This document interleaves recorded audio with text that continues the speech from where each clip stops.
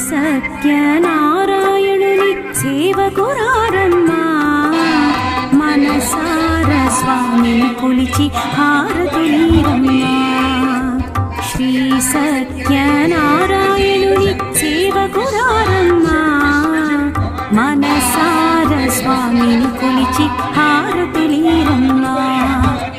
నూచిన వారికి నూచిన ఫలము చూసిన వారికి చూసిన ఫలము నూచిన వారికి నూచిన ఫలము చూసిన వారికి చూసిన ఫలము స్వామిని పూజించే